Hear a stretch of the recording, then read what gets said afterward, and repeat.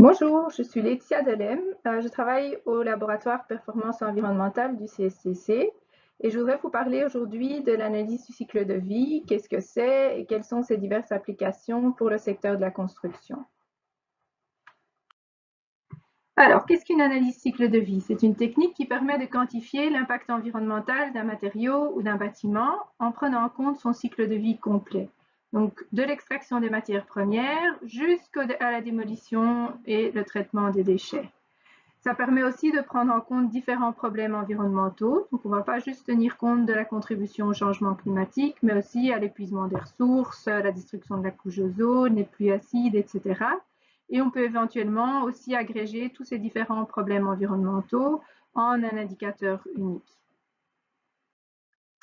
Alors, pourquoi est-ce qu'on veut regarder le cycle de vie complet et pas juste la phase d'utilisation du bâtiment et pas juste le réchauffement climatique?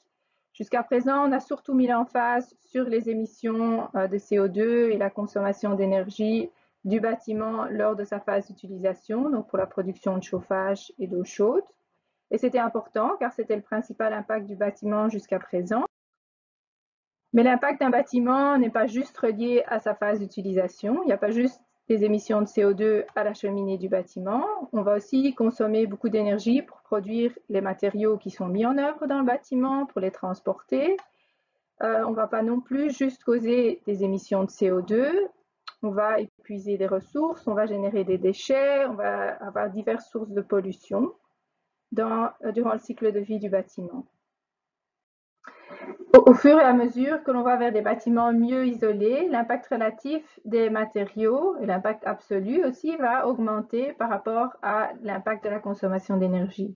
Donc c'est pour ça aussi que c'est important maintenant de regarder le cycle de vie complet et pas juste la phase d'opération du bâtiment, parce que si on veut continuer à diminuer l'impact environnemental des bâtiments, on doit vraiment maintenant aussi commencer à faire attention à l'impact environnemental des matériaux. Alors, qu'est-ce qu'on peut faire maintenant avec l'analyse cycle de vie dans le secteur de la construction? Quelques exemples. Donc, l'analyse cycle de vie va servir à analyser où se trouvent les principales sources d'impact d'un matériau ou d'un bâtiment. Une fois qu'on sait où se trouvent les principales sources d'impact, on peut essayer de les optimiser, comparer différentes alternatives et essayer pour pouvoir sélectionner celle qui a l'impact le plus faible. La CV va aussi permettre pas juste de réduire l'impact des matériaux, mais d'essayer de trouver le bon équilibre entre réduire l'impact lié à la consommation d'énergie et les matériaux. Les résultats d'une analyse cycle de vie permettent aussi de communiquer de façon objective sur son impact environnemental. Un fabricant va pouvoir l'utiliser, comme on va le voir plus loin, pour faire une déclaration environnementale de produit, ou un architecte ou un entrepreneur peut aussi utiliser les résultats d'une ACV pour objectiver ses choix, montrer pourquoi il a fait certains choix en termes de matériaux, par exemple, et que ça permet effectivement de réduire l'impact environnemental. Alors en Belgique, on a maintenant depuis quelques années un outil, Totem. C'est un outil en ligne gratuit qui a été développé par les 3 régions et qui permet de calculer l'impact environnemental d'un bâtiment et de faire différentes comparaisons donc entre différentes conceptions de bâtiments, entre différents éléments. Donc ça va vous permettre d'évaluer, d'optimiser, d'objectiver vos choix. Alors, quel est le genre de résultat qu'on peut avoir quand on fait l'analyse cycle de vie d'un bâtiment? Ici, c'est un exemple pour un bâtiment appartement avec 25 appartements. Donc, on a calculé l'impact sur 60 ans. Vous voyez ici en jaune assuré, on voit la contribution relative liée à la consommation d'énergie du bâtiment durant sa phase d'utilisation. Et les autres couleurs représentent les différentes phases du cycle de vie des matériaux mis en œuvre. Donc ça, c'est la partie énergie et c'est la partie de l'impact lié aux matériaux. Donc pour ce bâtiment, on voit que la partie énergie est encore relativement importante, quoique le bâtiment est déjà bien isolé puisqu'on est déjà presque plus que la moitié de l'impact qui est lié à la consommation d'énergie, mais on pourrait aller encore un petit peu plus loin pour essayer de diminuer ici cet impact lié à l'énergie. En termes des matériaux, on voit que la principale source d'impact est liée à la production des matériaux, ici en vert foncé. Alors, si on veut aller optimiser l'impact des matériaux, on peut aller regarder quelle est la contribution relative des différents éléments de construction à l'impact du bâtiment.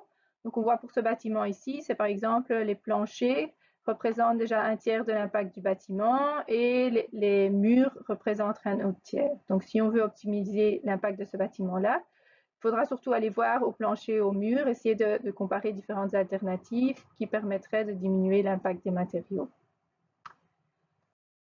Alors, une fois qu'on sait quel élément contribue le plus à l'impact environnemental du bâtiment, on peut pour cet élément aller comparer différentes variantes. Donc, on va varier la composition de l'élément. Ici, c'est un exemple qui provient d'un dossier CSTC où on avait comparé différentes compositions de toiture plate. Donc, on a fait varier le support, l'isolant, l'étanchéité, etc.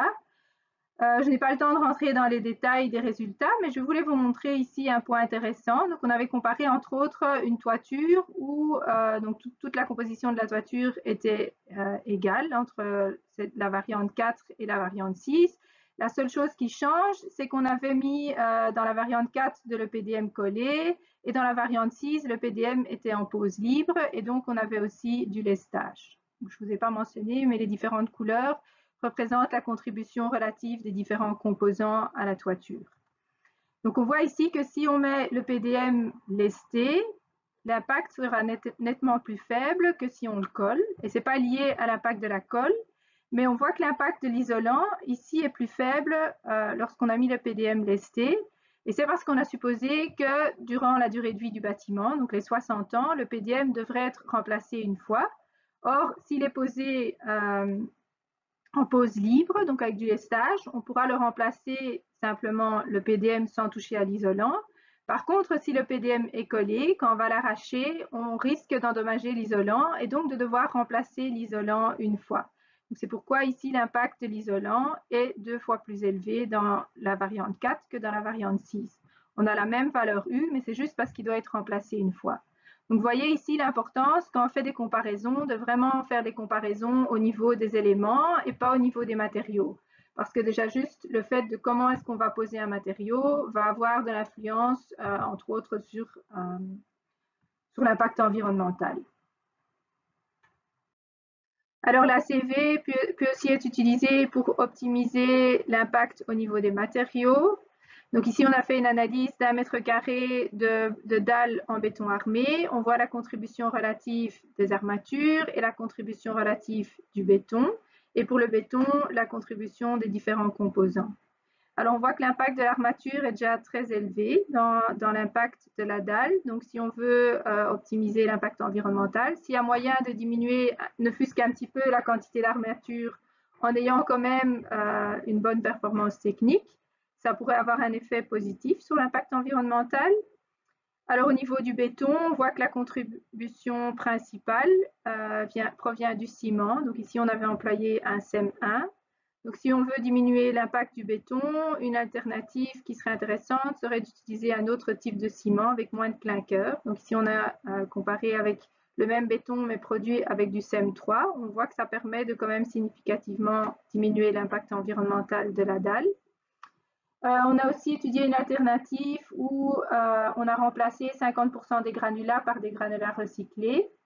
On voit qu'ici, la baisse n'est pas vraiment significative en termes d'impact environnemental. C'est parce que l'impact pour produire des granulats est relativement faible par rapport, par exemple, à la production de ciment.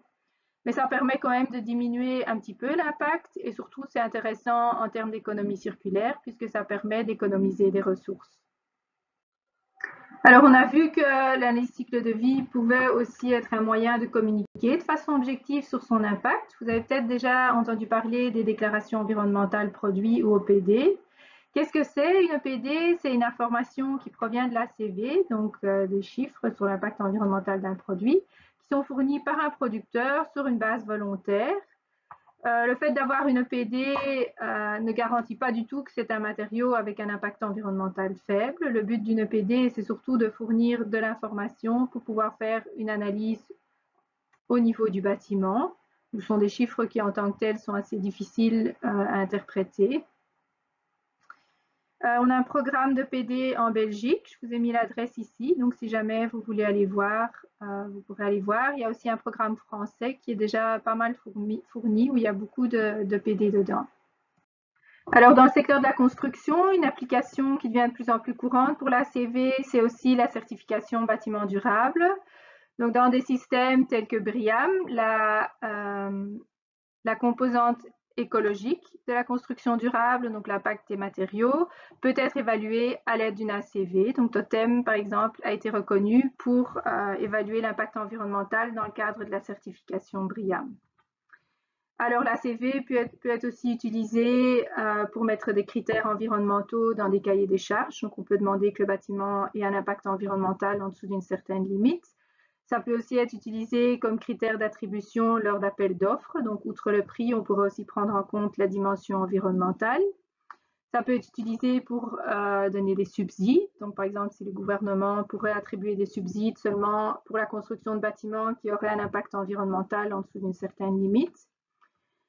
Pour le moment, en Belgique, il n'y a aucune obligation de faire une ACV de bâtiment, en tout cas pas pour le moment. Par contre, aux Pays-Bas, c'est déjà obligatoire depuis 2013 pour faire une demande de permis de bâtir. Chaque demande de permis de bâtir doit être accompagnée d'un calcul d'analyse cycle de vie du bâtiment. Et depuis 2018, l'impact du bâtiment doit être aussi en dessous d'une certaine limite. En France, ils ont aussi le projet d'étendre la réglementation énergétique des bâtiments avec une composante qui a trait à l'analyse cycle de vie du matériau. Normalement, ça devrait être modifié pour fin 2020. Alors, que faut-il retenir?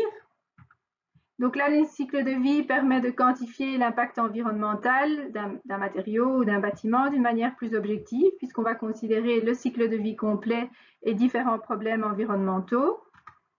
L'analyse cycle de vie est de plus en plus présente dans le secteur de la construction. On a entre autres depuis quelques années maintenant un outil Totem qui permet de calculer l'impact environnemental des bâtiments.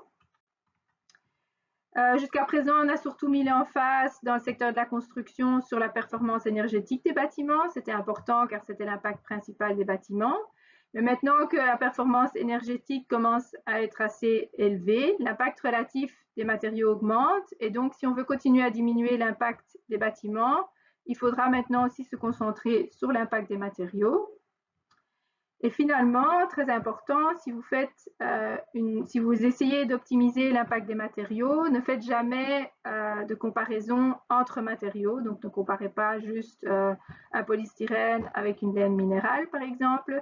Il faut toujours considérer le matériau dans son application, parce que le fait de choisir un certain matériau peut avoir des implications sur le reste de la composition de l'élément ou du bâtiment.